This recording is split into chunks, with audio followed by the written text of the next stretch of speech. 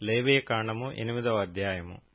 మరియు యెహోవా, నీవు అహరోనును అతని కుమారులను, వారి వస్త్రములను, అభిషేక తైలమును, పాప పరిహారార్థ బలి రూపమైన కోడెను, 2 పొట్టేళ్లను, గంపెడు పొంగని భక్ష్యములను తీసుకుని ప్రత్యక్షపు గుడారము యొక్క ద్వారమునొద్దకు సర్వ సమాజమును సమకూర్చుమనగా, యెహోవా మోషేకు ఆజ్ఞాపించినట్లు అతడు చేసెను.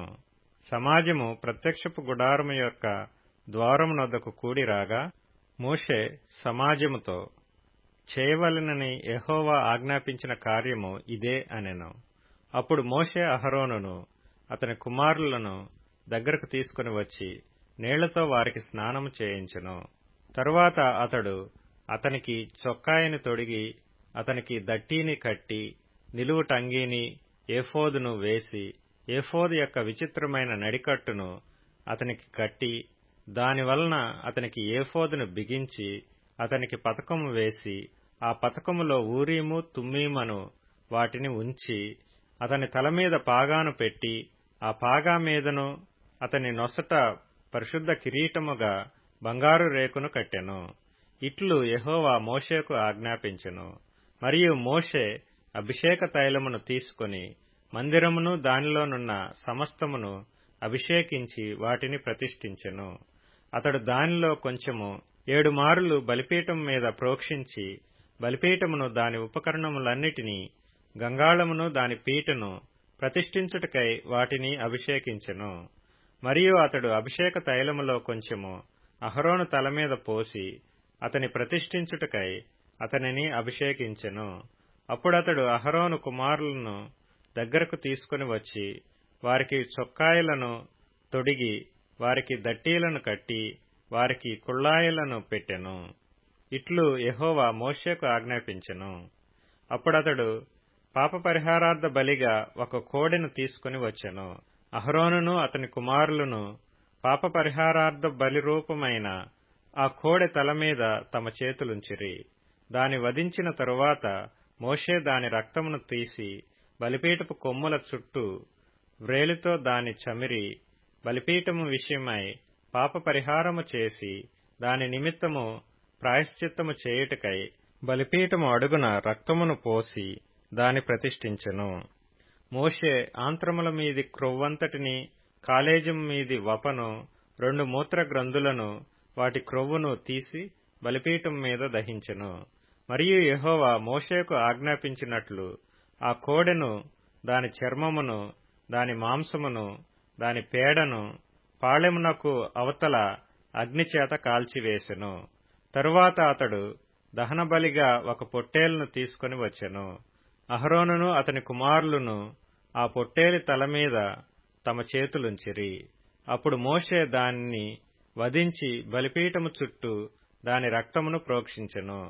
అతడు ఆ పొట్టేలు యొక్క అవయములను విడతీసి, దాని తలను, అవయవములను, క్రొవ్వును దహించెను.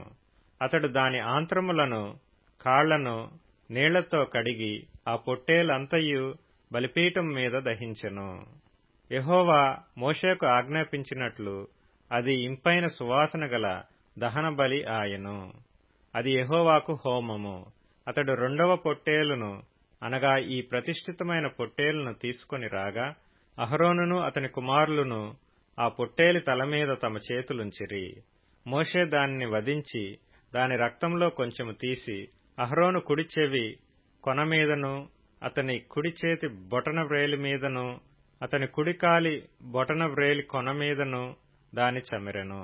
మోషే అహరోను కుమారులను దగ్గరకు తీసుకుని వచ్చి, వారి కుడి చెవుల కొనల మీదను, వారి కుడి చేతుల బొటన వ్రేలి మీదను, వారి కుడి కాళ్ల బొటన వ్రేలి మీదను ఆ రక్తములో కొంచెము చమిరెను.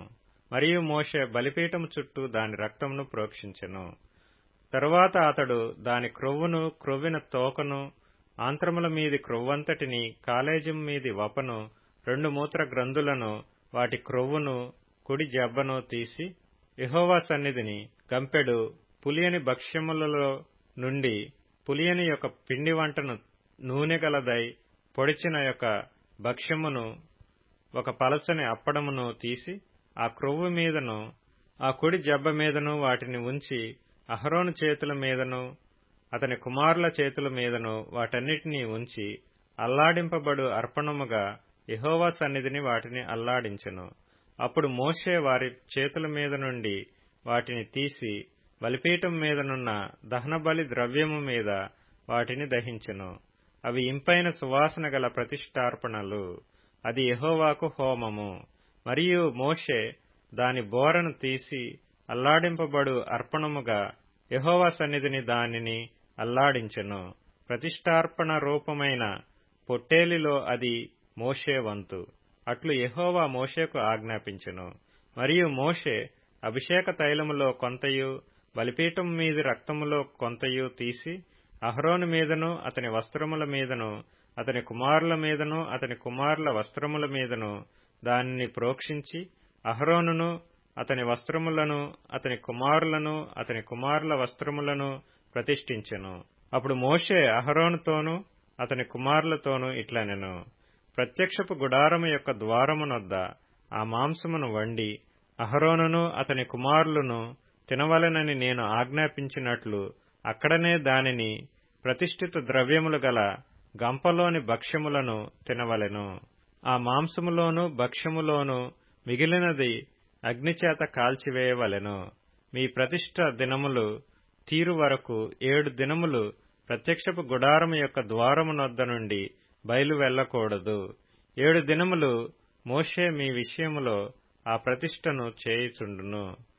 మీ నిమిత్తము ప్రాయశ్చిత్తము చేయుటకై అతడు నేడు చేసినట్లు చేయవలెనని యెహోవా ఆజ్ఞాపించెను. మీరు చావకుండునట్లు మీరు ప్రత్యక్షపు గుడారము యొక్క ద్వారమునొద్ద 7 దినముల వరకు రేయింబగళ్లుండి యెహోవా విధించిన విధిని ఆచరింపవలెను. నాకు అట్టి ఆజ్ఞ కలిగెను. యెహోవా మోషే ద్వారా ఆజ్ఞాపించినవన్నీ అహరోనును అతని కుమారులను చేసిరి.